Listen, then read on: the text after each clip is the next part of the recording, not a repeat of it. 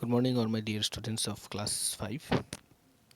As we have already finished the revision of lesson 1, 2, and 3, not the revision, sorry, as we have already finished the explanation as well as the question answer already I have given you lesson number 1, 2, 3, 4, and so we are on the way of doing revision of lesson number 3 now. In lesson number 3, I have already finished half of the lesson of doing revision. Let us start doing revision from the topic interdependence. Now, what is interdependence?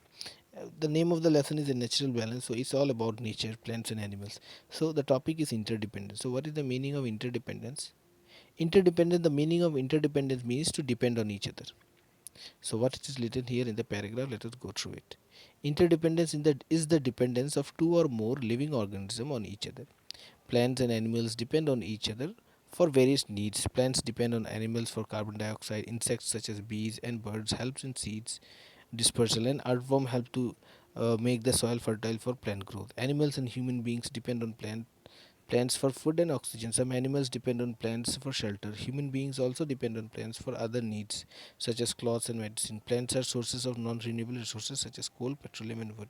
So what it is written here, by going through the paragraph, it is quite clear that each and everything is dependent on other for their survival.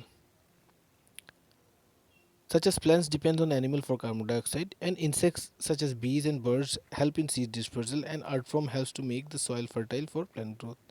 On the other way, animals and human beings depend on plants for food and oxygen as well. Some animals depend on plants for shelter. Human beings also depend on plants for other needs such as clothes and medicine.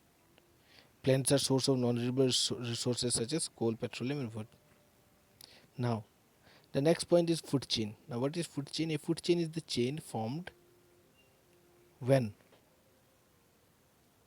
plants are eaten by animals and then these animals are eaten by other animals. Food chain shows how energy is passed from the sun to producer, from producer to consumer, and from consumer to decomposer.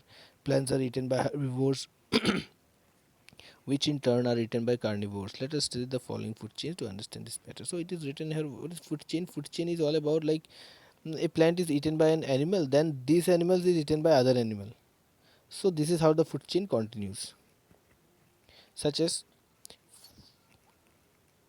energy is passed from the sun to producers. Producer, as I already told you while explaining the lesson, producer mean the plants.